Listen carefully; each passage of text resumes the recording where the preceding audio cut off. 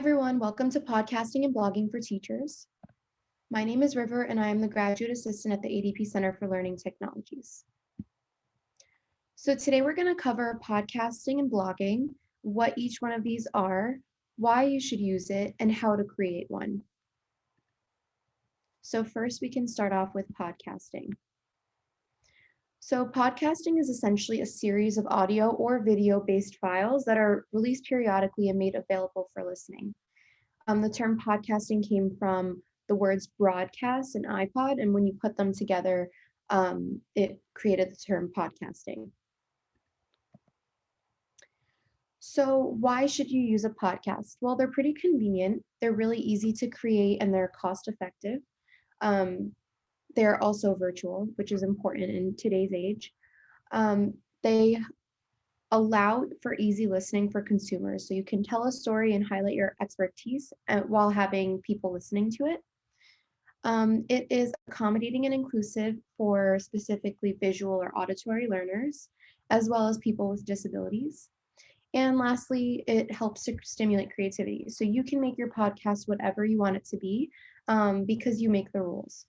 So there's no set of rules that you need to follow. You can use your imagination and come up with whatever you would like to highlight on your podcast. You can share that. So regarding education, you can utilize podcasts through teaching as well as learning.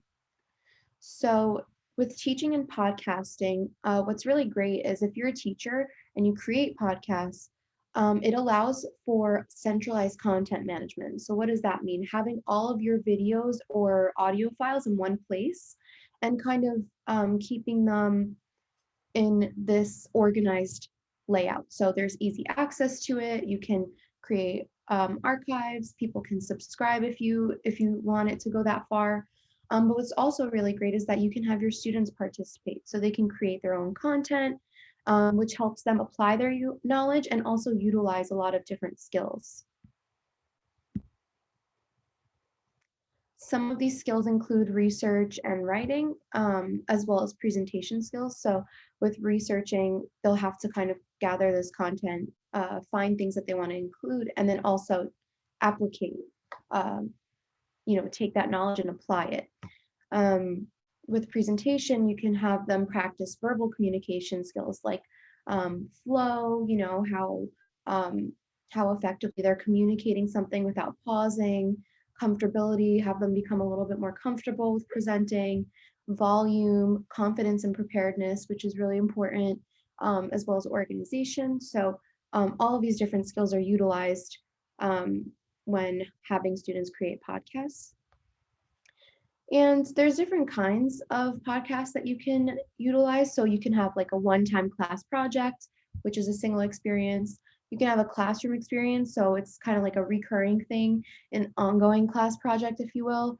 And then you can also have a club experience. So it's a recurring basis, but almost as like a part of an extracurricular activity. Learning in podcasting can be very beneficial. So what's great about when you're listening to a podcast, right?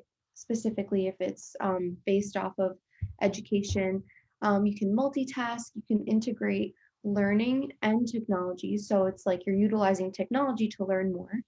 And research is also a really big new component in an academic setting. So you can actually even list a podcast as a source. You can broadcast research updates with like real time, and you can also reach wider audiences via the internet and the web. So some examples could be lesson and course lectures, interviews, conference reports. You can add other podcasts to your curriculum, have your students listen to it, student projects, and so much more. You're going to need a computer, a microphone, and lastly, a recording and an editing app. So regarding the steps, so the first step to creating a podcast would be to gather your content. You want to know what exactly you're going to be talking about. You're going to identify your recording tools and see, am I going to use my phone? Am I going to use a microphone? Am I going to use my computer to record? Then you're going to record it. If necessary, you can edit it, chop some pieces up. You can save it as, after you record it, you're going to save that as an MP3 or MP4. MP3 if it's just sound, MP4 if it's video. And then you want to host it somewhere, right? So it could be YouTube, you can put it on your own website, your own Google Sites, SoundCloud. And then lastly, you're going to want to promote it, right? So once you put it up, you want people to hear it and have more people listen to it. So you can share these links to social media, put it up on a blog, or even just email it to friends and colleagues and get the word of mouth out. Another really useful tool that I suggest is to utilize mind mapping. So mind mapping is kind of just creating, like putting all of your thoughts onto a piece of paper and just organizing it however you would like. Some people use like little webs, and then other people use bubbles. So you can kind of just lay everything out rather than just kind of having it exist in your brain. And this can help you kind of gather your content.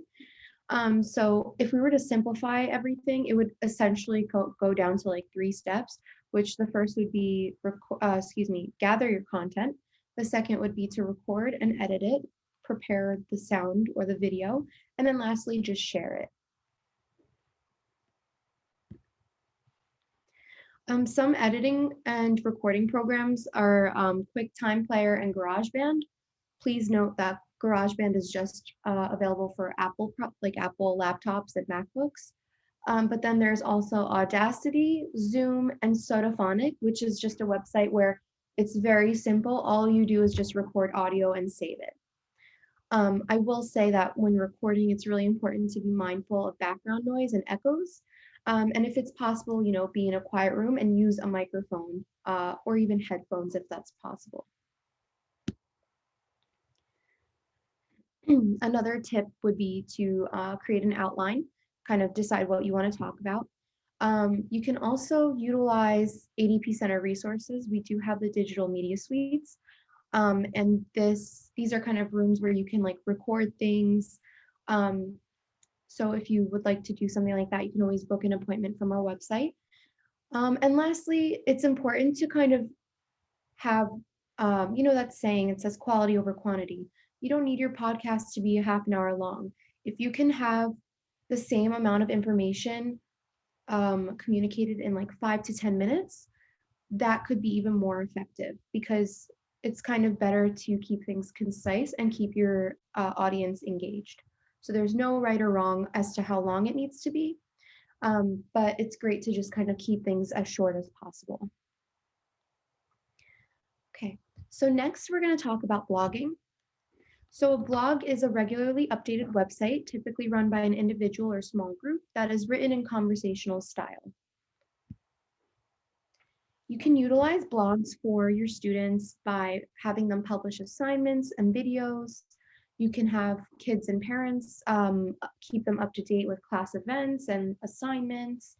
You can host your podcast on a blog. You can post tutorials. For your personal use, you can also create kind of like a brand for yourself, which you can link to social media, share some tips, or you could utilize it for both. For students to utilize a blog, you can have them publish their assignments. You can host videos and other resources. And you can also have students contribute to a class blog, so kind of having everyone participate and just keep the conversation going there. For personal use, you can, like I mentioned, create a brand and link to social media. So similarly to podcasts, there's also 6 steps in blogging. So the first would be to choose your audience as well as your niche. So kind of deciding who you want to be speaking to and what you want to be talking about. Maybe researching some similar blogs for inspiration, seeing what another blog that you might want to kind of pull some ideas from. Select your theme or your style and add your personality to it. Again, it's kind of like your brand. Then you want to gather and create your content. And then lastly, you want to share your blog. So if we were to simplify this into a plan of action, you want to gather and organize your information and then just plug it into your site. Again, mind mapping could be a very helpful tool. And so once you have, you decide that you want to make a blog, you're going to need a place to kind of put all the information, right? So you're going to need a Google account. Um, if you want to post it to like Google Sites, you can utilize your MSU Google account, but just please note that they will expire after graduation or disaffiliation. But you can also utilize different platforms from Google, like Google Docs, Google Drive. And you can also share with other people, which is a really great, useful tool if you're working with others. Google Sites is a really great place to host your blog.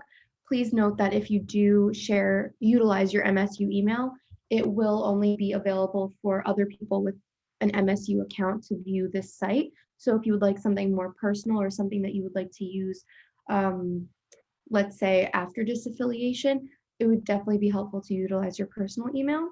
But what Google Sites essentially is it's a website where you can kind of edit like a document, but you don't need to know how to code or need IT help. It's very simple and user friendly. Like I mentioned, you would need to create a Google account. Once you create an account, if you press these 9 little dots, like if you're signed into your Gmail, this is going to have all the Google programs, and then you would just click Sites or Docs, wherever you want to kind of start organizing your information and then plugging it into Sites.